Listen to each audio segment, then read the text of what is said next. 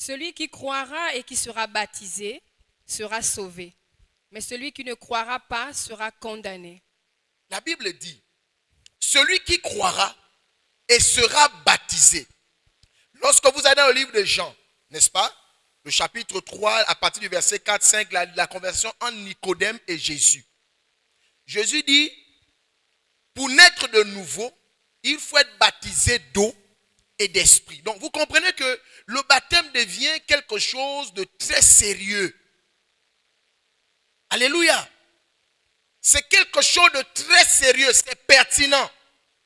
Alléluia. Est-ce que vous me suivez? Donc on ne peut pas jouer avec la doctrine du baptême. Et vous savez, l'ennemi qui connaît ces choses et qui comprend ces choses, il suffit simplement qu'il vienne travestir, et c'est ce qui va semer la confusion au milieu des enfants de Dieu. Amen, amen. Dis avec moi le baptême au nom de Jésus. Oui, bien aimé, il y a un baptême. Amen.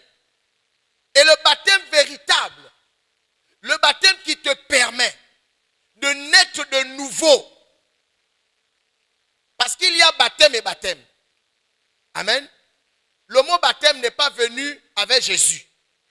Le mot baptême existe avant Jésus. Donc, c'est certainement quelque chose qui se faisait déjà avant Jésus. Vrai ou faux? Donc, il ne faut pas croire que quand on dit baptême là, ça veut automatiquement dire que c'est au nom de Jésus. Alléluia. Il faut faire attention. C'est pourquoi nous devons regarder avec une très grande attention cette affaire-là. Tout baptême n'est pas un baptême au nom de Jésus. Amen. On va lire Acte 2, verset 38. Il est écrit, Pierre leur dit, Oui. repentez-vous et que chacun de vous soit baptisé au nom de Jésus-Christ pour le pardon de vos péchés. Et vous recevrez le don du Saint-Esprit. Pierre leur dit, repentez-vous et que chacun de vous soit baptisé au nom de Jésus-Christ. Alléluia. Pierre leur a dit, vous devez vous repentir. Ensuite, on vous baptise au nom de Jésus. Donc ça veut dire que le baptême qui doit être appliqué, le baptême qui doit être administré à celui qui décide de devenir enfant de Dieu, c'est le baptême au nom de Jésus. Amen, amen. On va encore regarder rapidement Actes, toujours Actes des Apôtres, le chapitre 19. On va lire à partir du premier verset. Vous allez comprendre quelque chose. Acte 19. Acte 19, oui. Pendant qu'Apollos était à Corinthe, Paul, après avoir parcouru les hautes provinces de l'Asie, arriva à Éphèse. Ayant rencontré quelques disciples, il leur dit, « Avez-vous reçu le Saint-Esprit quand vous avez cru ?» Ils lui répondirent, « Nous n'avons pas même entendu dire qu'il y ait un Saint-Esprit. » Il dit, « De quel baptême avez-vous donc été baptisés ?» Et ils répondirent, « Du baptême de Jean. » Alors Paul dit, « Jean a baptisé du baptême de repentance, disant au peuple de croire en celui qui venait après lui, c'est-à-dire en Jésus. » Sur ces paroles, ils furent baptisés au nom du Seigneur Jésus. Lorsque Paul leur eut imposé les mains, le Saint-Esprit vint sur eux, et ils parlaient en langue et prophétisaient. Amen. Amen. Alléluia.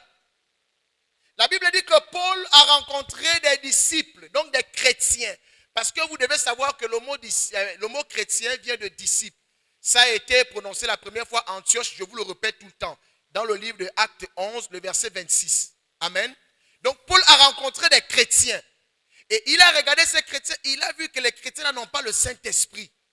Quel est le rapport entre le fait que Paul voit qu'ils n'ont pas le Saint-Esprit et le fait qu'il va leur poser la question de savoir, mais de quel baptême avez-vous été baptisé quand vous avez cru? Alléluia.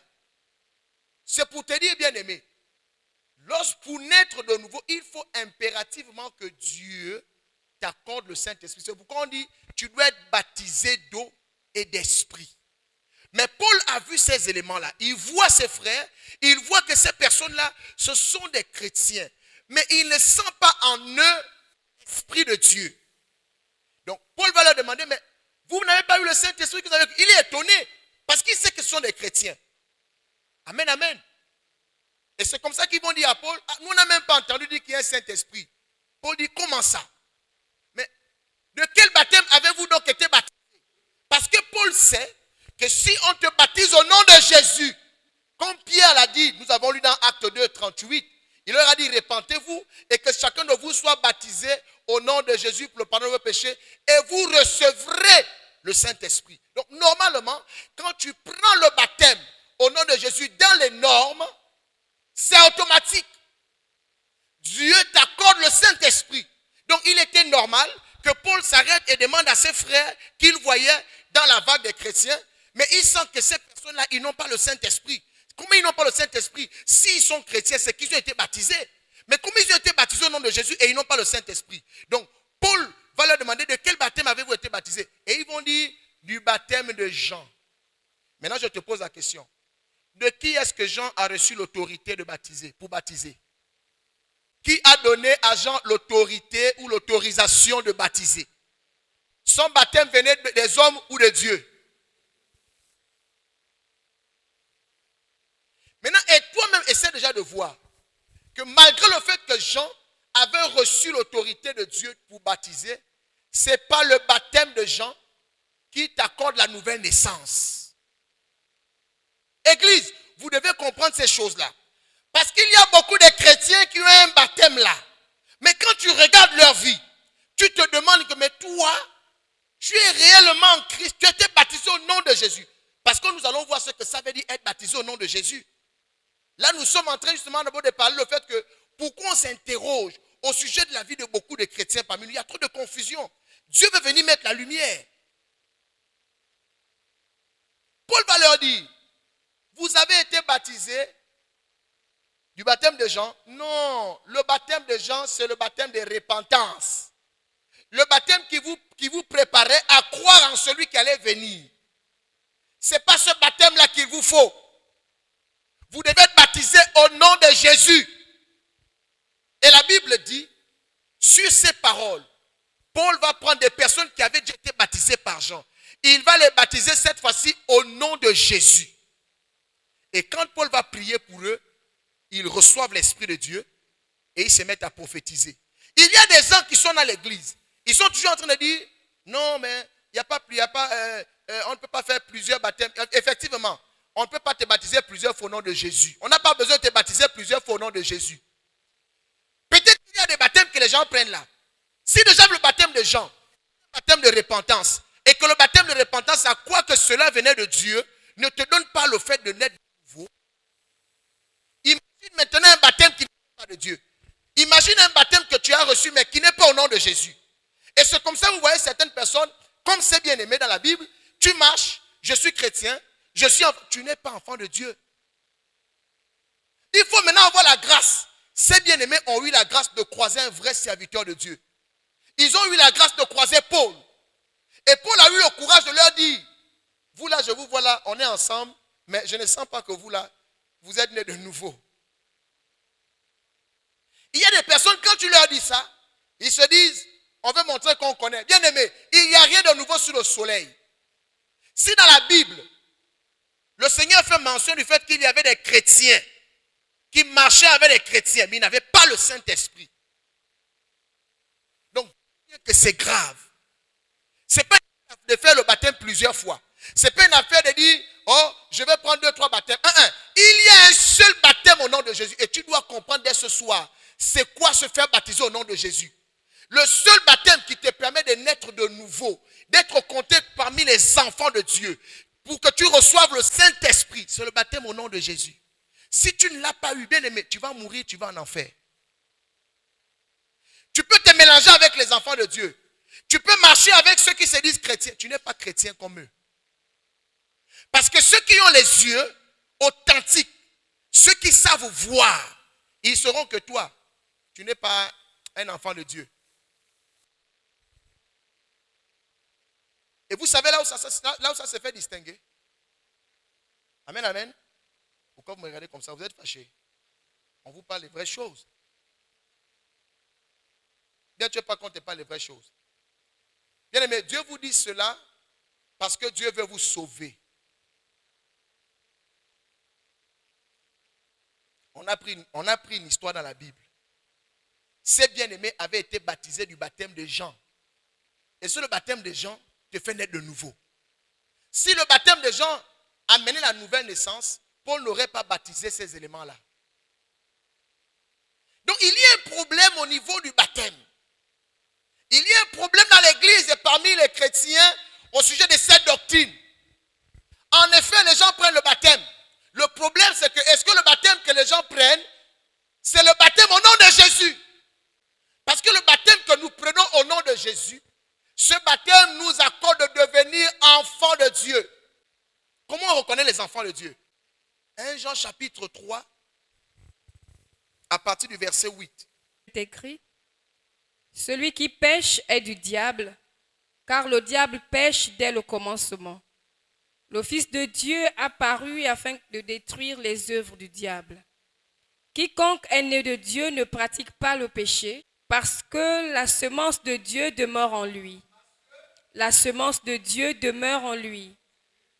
Et il ne peut pécher parce qu'il est né de Dieu. C'est par là que se font reconnaître les enfants de Dieu et les enfants du diable. Est-ce que vous pensez réellement que celui qui pratique le péché, Dieu est son Père? Bien aimé, on vient là pour mettre la lumière. Dieu m'a dit, Barak, il ne faut plus la confusion. Il faut répéter ça, il faut dire ça, il faut le redire. Jusqu'à celui qui a fermé les oreilles, va enlever les mains, il entend ça. La Bible dit, ceux qui sont nés de Dieu ne pratiquent pas le péché. La Bible est claire en disant que ils ne peuvent pécher. Ça ne veut pas dire qu'un enfant de Dieu ne peut pas glisser. Mais lui-même, il ne peut pas aller, c'est-à-dire désobéir à Dieu. Donc, un enfant de Dieu ne vit pas dans le péché. Ça veut dire qu'il ne vit pas dans le mensonge. Il ne vit pas dans la désobéissance. En tout cas, le péché dans toutes ses formes comme vous connaissez. Quand tu vois quelqu'un qui passe, il ment, il ne fait que mentir. Ça dit, il ment aujourd'hui, il ment demain. Après, ce n'est pas un enfant de Dieu, c'est un enfant du diable. Lui là, il n'a pas reçu la semence de Dieu. La Bible est claire que si toutefois la semence de Dieu demeure en lui, il est enfant de Dieu. Pour que la semence de Dieu demeure en toi, il faut la recevoir. La Bible dit, ceux qui l'ont reçu, n'est-ce pas, qui ont cru en son nom, la semence, la parole, et dont le pouvoir de devenir enfant de Dieu. Donc, ceux qui ne l'ont pas reçu, ceux qui n'ont pas reçu la semence de Dieu, qui ne la gardent pas de Dieu, c'est la raison pour laquelle ils passent le temps à pécher. Et je dis à ces gens-là, c'est maintenant l'occasion pour vous de comprendre que vous n'êtes pas enfants de Dieu. Les enfants de Dieu ne vivent pas dans le péché. Donc, il est temps de comprendre ça et tu changes vite de camp. C'est pourquoi nous revenons à la doctrine du baptême. Pour dire en effet que si le baptême que tu as reçu, ce n'est pas le baptême au nom de Jésus, tu ne seras pas enfant de Dieu.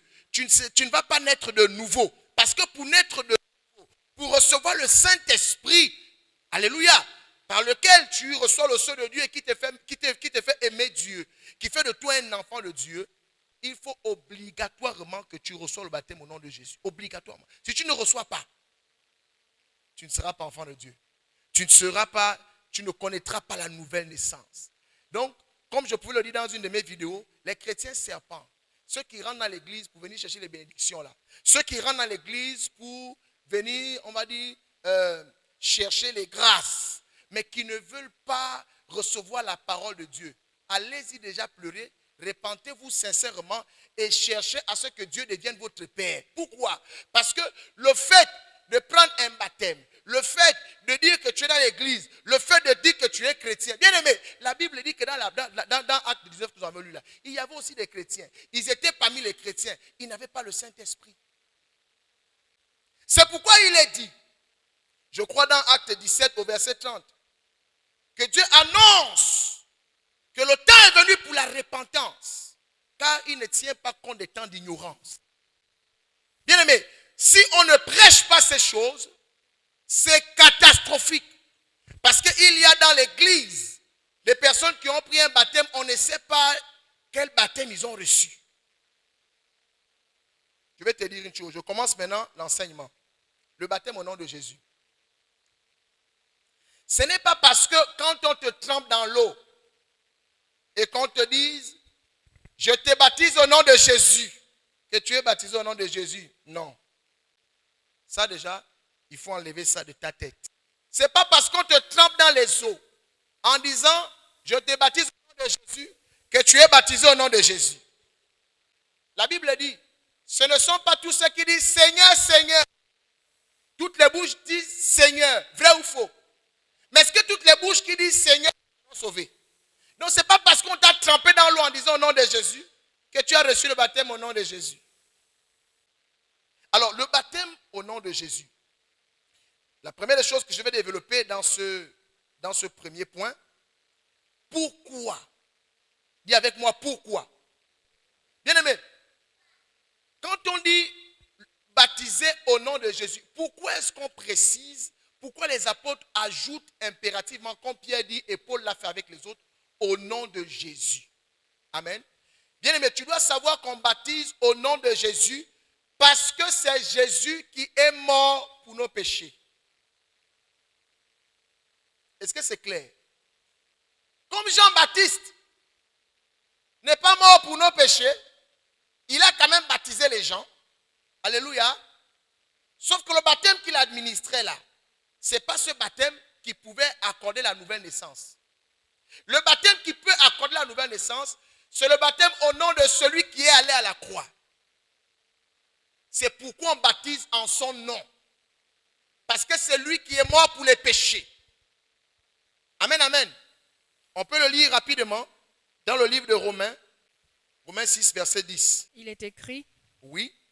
sachant que Christ ressuscité des morts ne meurt plus, la mort n'a plus de pouvoir sur lui. Oui.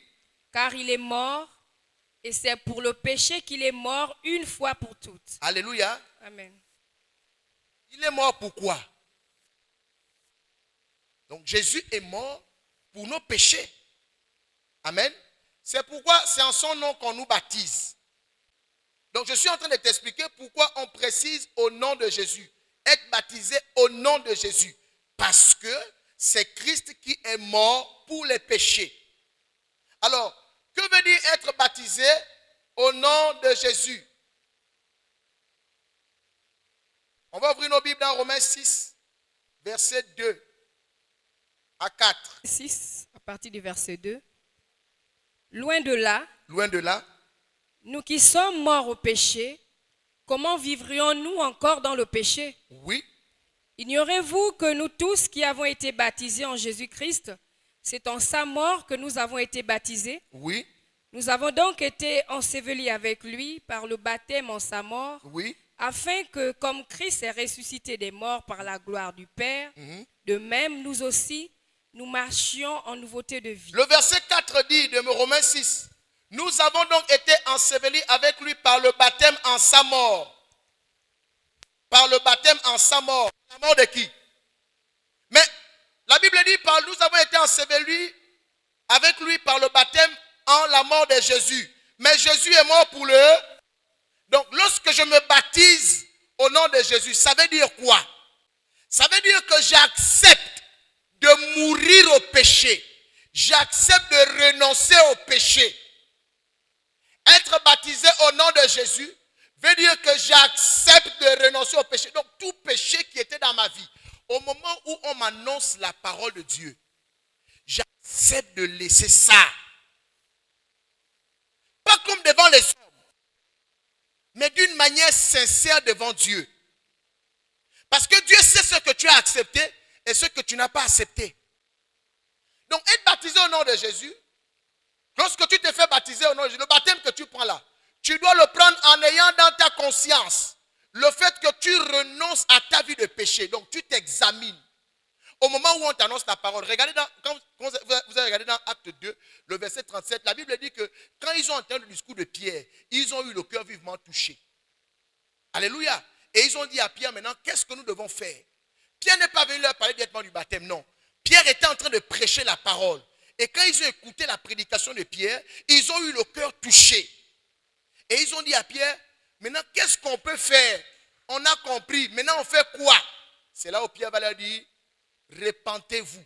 Ça veut dire que le vrai baptême au nom de Jésus commence d'abord par le fait que tu écoutes la parole et tu acceptes de te repentir. J'ai donné l'enseignement sur la repentance. Dans la repentance, il y a ce qu'on appelle une véritable prise de conscience de l'état de péché dans lequel je suis et une véritable décision de laisser. Ça veut dire que si tu écoutes la parole et que tu n'es pas foncièrement touché dans ton cœur, où tu réalises que tu es dans le péché et qu'il faut laisser, même si on t'amène dans l'eau et qu'on te mette, on dise au nom de Jésus, ce n'est pas au nom de Jésus. Ça veut dire que tu as pris la décision de renoncer à toute forme de péché qui était dans ta vie. C'est pourquoi il est dit clairement, quand vous lisez les Écritures, Acte 2, 47, la Bible dit que l'Église, en fait, augmentait avec des personnes sauvées. Ça veut dire que c'est des personnes qui laissaient tout. Dans ce sens que, peu importe le péché qui était dans leur vie, ils laissaient. Et c'est quand tu acceptes de faire ça, qu'on doit t'amener aux eaux. Étant entendu que quand tu le fais, en réalité ou en vérité, l'homme de Dieu qui t'amène au baptême ne sait pas quelle est ta position. Il n'y a que toi et Dieu. Parce que le baptême, c'est quoi? Le baptême, c'est un engagement envers le Seigneur.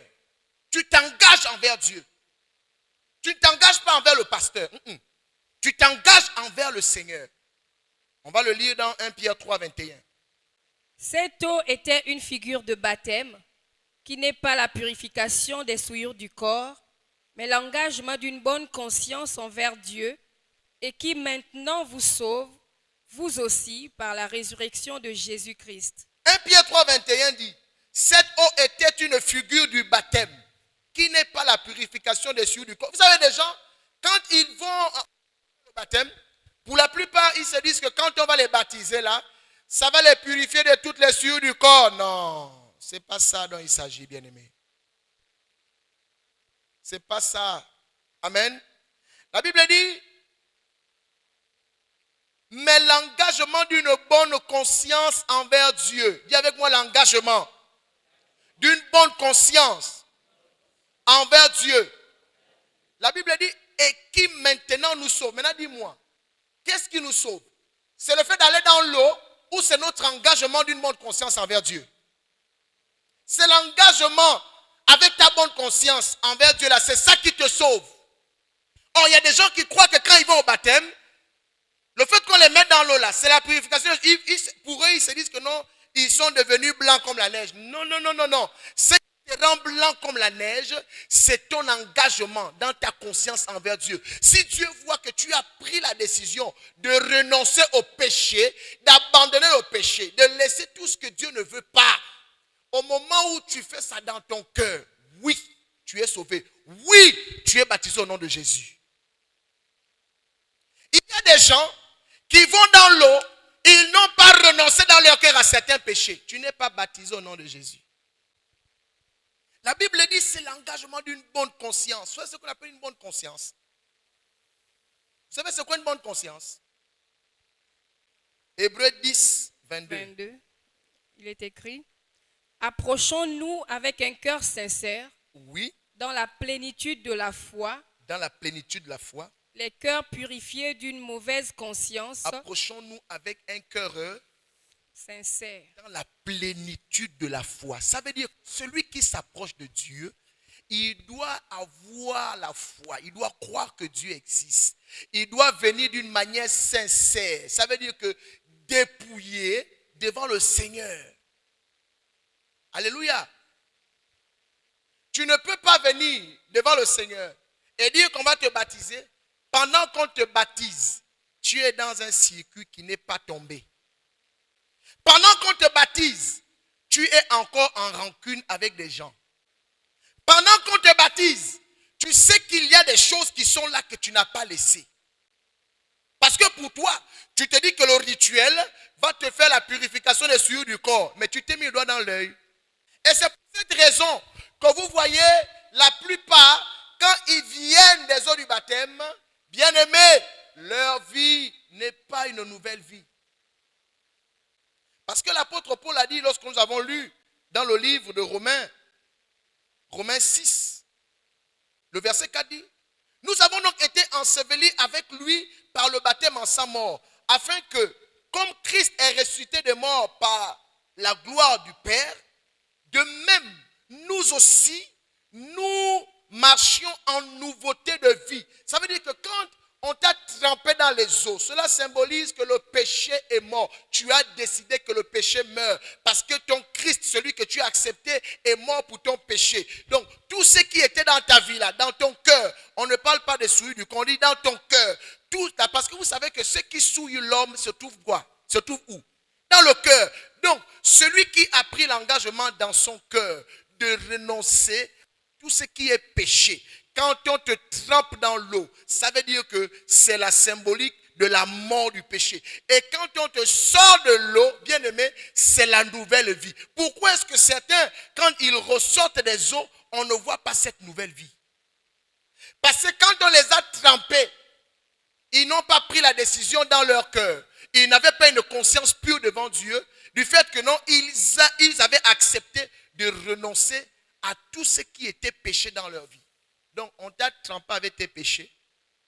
On t'a ressorti avec tes péchés. C'est la raison pour laquelle vous voyez, pour la plupart, ils ne marchent pas en nouveauté de vie. Parce que le péché n'est pas mort dans leur cœur. Et si le péché n'est pas mort dans ton cœur, bien aimé, tu reçois la nouvelle naissance comment? Ça veut dire que tu n'as pas pris l'engagement. Tu t'engages envers Dieu. L'engagement que tu prends, c'est quoi? C'est de dire à Dieu, j'accepte de renoncer au péché. Parce que Dieu a envoyé son fils dans un corps semblable au nôtre à cause de ce péché. Mais toi, tu dis que tu l'as accepté et tu t'es fait baptiser en son nom. Cependant, dans ton cœur, il y a encore plein de péchés. Et tu le sais. L'homme de Dieu ne voit pas, d'accord. Mais toi, tu sais. Mais tu es venu faire la ruse. Voilà, maintenant, tu es coincé. On fait comment? Et c'est ce qui amène les interrogations. Oh, je ne comprends pas. Je n'ai pas de victoire. On dirait que depuis que c'est le Seigneur, bien-aimé, arrête. Tu ne peux pas faire ça devant le Seigneur. Tu ne peux pas t'amuser devant un vrai serviteur de Dieu. Parce que la parole de Dieu est claire. Et l'Église, nous avons besoin de comprendre ces fondamentaux. C'est pourquoi si quelqu'un vient jouer aux enfants de Dieu, il vient jouer aux chrétiens, alors qu'il marche encore dans le péché, il n'est pas enfant de Dieu. C'est un enfant du diable. Et il n'est pas baptisé au nom de Jésus. Il n'est pas un frère. Il a besoin de Christ. Et il est d'autant plus important que vous compreniez cela. Sinon, vous allez vous retrouver dans une condition où Dieu vous dira, je ne vous ai jamais connu. Dieu connaît seulement les personnes qui se sont engagées avec lui depuis le premier jour. C'est pourquoi la parole dit dans Acte 2, au verset 41, ceux qui acceptèrent sa parole furent baptisés. On n'a pas baptisé ceux qui n'acceptent pas. Or, on accepte avec le cœur. Ce n'est pas parce que tu dis oui avec la bouche. Tu peux honorer avec les lèvres. Or, le cœur n'est pas avec Dieu. C'est la raison pour laquelle vous voyez même la vie de plusieurs chrétiens est une vie dessus-dessous. Une vie de confusion. Et on dit on est tous chrétiens, on est tous enfants de Dieu. Non, non, non, non, non. Être baptisé au nom de Jésus, c'est être engagé avec Dieu. C'est s'engager avec le Seigneur. C'est dire à Dieu, j'accepte de renoncer à la vie du péché. À la vie de péché. Si j'avais une copine, je laisse. Parce que Jésus est mon Seigneur. Parce que je veux maintenant que Jésus dirige ma vie. Vous savez, quand tu décides cela dans ton cœur, Dieu voit. Quand tu fais aussi autrement, Dieu voit aussi. Tu ne peux pas tromper le Seigneur. Les choses qu'on vous annonce, bien aimé, c'est des choses qui viennent de Dieu. Ça ne vient pas d'un homme. C'est pourquoi Pierre a dit à Ananias, Ananias, comment Satan a-t-il rempli ton cœur à tel point que tu mentes au Saint-Esprit. Il y a des gens, tu te retrouves devant un vrai serviteur de Dieu et tu te mets à mentir. Et je te prends, je t'amène dans les eaux. Tu sais ce qui va t'arriver? Qu'est-ce qui s'est passé lorsque Ananias s'est pointé devant Pierre et qu'il avait vendu une partie du champ? Il a caché. Il est venu montrer une autre partie.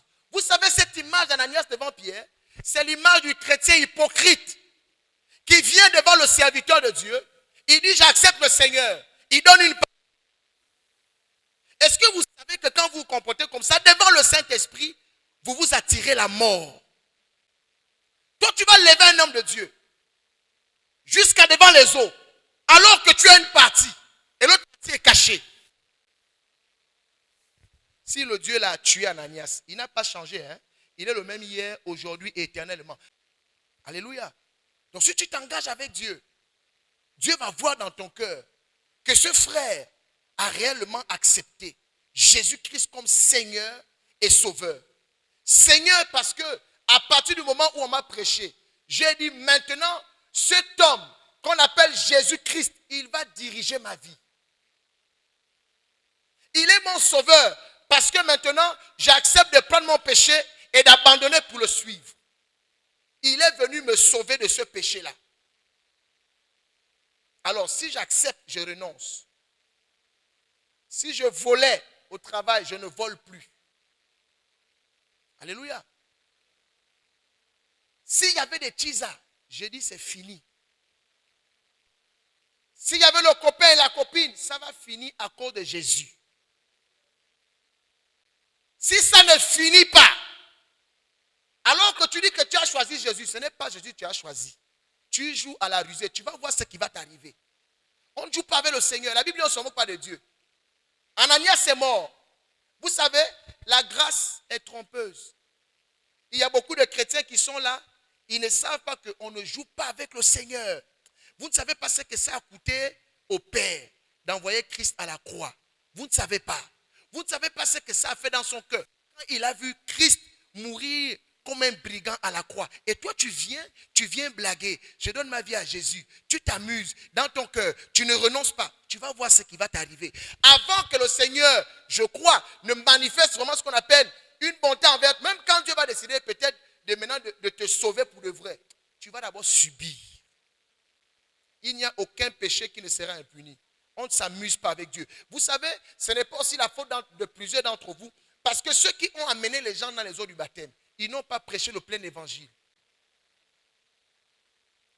Beaucoup, en effet, ont cru que beaucoup utilisent le baptême pour montrer comme si, en fait, le fait que tu seras baptisé par lui, tu es automatiquement membre de l'église. Le baptême ne fait pas de toi forcément, le baptême ne fait pas de toi un membre de l'église. On n'a pas dit quiconque croirait sera baptisé, sera membre de l'église. On a dit quiconque croirait sera baptisé, sera sauvé.